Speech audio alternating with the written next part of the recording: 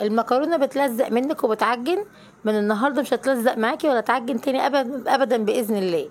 يلا يا حبايبي نقول بسم الله الرحمن الرحيم، ونقول اللهم صل وسلم وبارك عليك يا رسول الله. هقول لكم معلقه واحده بس هتحطيها، موجوده في كل بيت، هي اللي هتخلي المكرونه تبقى مفرفطه وجميله كده جدا معاكي. بصي كل واحده بعد عن اختها بمسافات، ما شاء الله، ولا لزقت ولا عجنت ولا اي حاجه. كانت الاكله بتاعتنا النهارده ايه يا حبايبي؟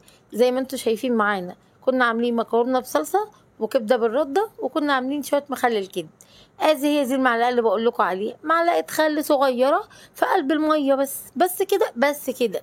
وبكده المكرونه عمرها ما هتعجن معاكي ابدا. وننزل عليها طبعا بالمكرونه بتاعتنا حسب الرغبه، زي ما انت عايزه، عايزاها مقصوصه، عايزاها اسباجيتي، عايزاها قلم، اللي انت عايزاه اي نوع مكرونه. ما شاء الله لقيتها جميله جدا جدا. ربنا يبارك لكل اللي عارف وصفه وبيقول عليها وما بيخبيهاش. طبعا بيفيد وبيستفاد، بيفيد الناس بوصفه حلوه وبيستفاد بدعوه حلوه.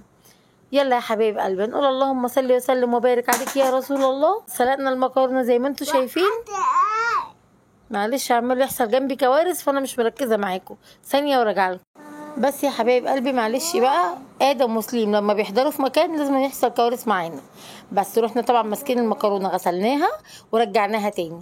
بس رحت حاطه لها رشه زيت بسيطه جدا عشان تديها اللمعه بتاعتنا، مش اكتر من كده. لان الخل يعني العامل بتاعه او اللي هو يعمل ايه، يخليها ما تلزقش في بعضها. انما ما لقيتش نفس اللمعه اللي انا عايزاها، انا حطيت لها نقطه زيت من عندنا عشان ترجع اللمعه بتاعتها تاني. كانت ما شاء الله طعمها جميل جدا جدا.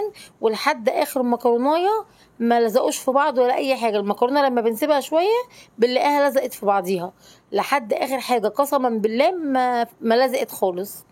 بس هنا كنا بنعمل بقى التتبيله بتاعه الكبده. تتبيله الكبده طبعا ليها كذا طريقه، في اللي بيحب يعملها بالميه بس، وفي اللي بيحب يعملها بتفل البصل عادي. انا ساعات كده وساعات كده عادي يعني. بس رحنا جبنا البصله وحطينا عليها 7 بهارات، وحطينا مكعب مرق وليمونتين وحبه خل وتوابل كامله. يعني بحط 7 بهارات وبحط برضه توابل، انت حسب الرغبه، عايزه تخفي التوابل شويه انت حره. بس وحطيت ليمونتين وخلاص على كده. وانا مسك وحطيت في الخلاط زي ما شفتوا مع البصلايه، حطيت ربع معلقه توم او معلقه صغيره، بتدي طبعا ريحه وطعم حاجه رهيبه جدا. بس يا حبايب قلبي كده دي كده تاني ليمونه. كان جاي لي كومنت كده، حد بيقول لي يعني بالله عليكي تقولي الموضوع بتاعي ده، وهي قاعده في بيت عيله، بتقول لي يا ام ادم عايزه اعرف ان كنت انا غلطانه ولا لا، فيا ريت تقولي لمتابعينك وهم اللي يحكموا بحق الله. فانا صراحه انا شايفه، انا عن نفسي كأم ادم شايفه ان هي مش غلطانه. فانتوا قولوا لي ان كانت هي غلطانه ولا لا. يمكن انا كنت شايفاها بوجهه نظري، لان هي طبعا كانت متضايقه جدا جدا وكانت زعلانه وبتقول لي قعدت بكيت بكره رهيب لحد ما جالها اكتئاب. هنا الكبده بنتبلها وهنسيبها بقى شويه، تسيبيها حسب الرغبه زي ما انت عايزه، ساعه ساعتين 3 زي ما انت عاوزه.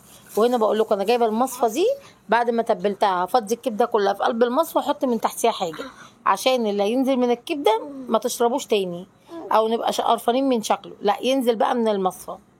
بس وادي الرد يا حبايب قلبي، هنطلع من التتبيله نحطه في الرد على طول. اهم حاجه يكون زيت غزير وتنزلي عليها بيه. المهم كانت بتقول لي حماتي تعبانه، وكانت المفروض عايزه تعمل تحليل سكر سايم وفاطر، والمعمل الصبح كان قافل، وهي مريضه ضغط وكانت لازم تاخد برشامه الضغط بتاعتها. اعمل ايه؟ فاتصلت بالمعمل، قال لها قدامنا ساعه او ساعتين على بال ما نفتح. قالت لي وحماتي كانت هبطانه وكانت جعانه جدا جدا. فانا بما اني بعرف ادي حقن، رحت قلت لها طب انا هسحب منك العينه وتفطري وبعد كده نبقى ايه نسحب عينه الفطار. فاتصلت بصاحبتي كانت بتاعه المعمل، دكتوره المعمل يعني، قلت لها الامر 1 2 3 انت ايه رايك؟ قالت لي سمي الله واسحبي من وريد باين وحطي العينه في التلاجة.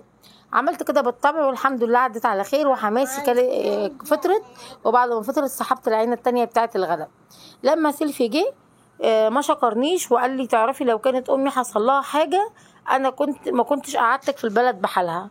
قالت صعب عليا، هي دي الشكر اللي شكرهولي، مع ان حماتي كانت مبسوطه جدا بيا وكانت عماله تدعي لي، والمعمل كان برضو مبسوط ان انا سحبت العينتين، والحمد لله العينتين برضو اتعملوا وطلعوا كويسين. هل يا حبايب قلبي هي كده غلطانه ولا هي كده اتصرفت صح؟ بتقولي طلعت شقتي وقعدت بكيت بكى رهيب جدا جدا وجالي اكتئاب وكنت تعبانه. هو بدل ما يشكرني يقول لي لو امي حصل لها حاجه ما كنتش قعدتك في البلد بحالها. فقالتني انا ما رضيتش ارد عليه، وقلت له لو انا كنت عارفه ان هيحصل لها حاجه انا ما كنتش قدرت اديها اي حاجه، بس انا كنت عايزه انقذها وعايزه افطرها عشان كانت دايخه وتعبانه. قولوا لي يا حبايب قلبي في الكومنتات، هي كده غلطانه ولا هي كده صح، ولا ما كانتش اتصرفت بكده اصلا؟ بس يا حبايب قلبي اللي وصل معانا لحد هنا ما ينساش اللايك والشير فضلا وليس امرا، واللي ما اشتركش يا ريت يشترك عشان يوصل كل جديد معانا. وقولوا لي ايه رايكم بقى في الاكله الحلوه دي، وقولوا لي مين اللي بيحبها ومين اللي ما بيحبهاش.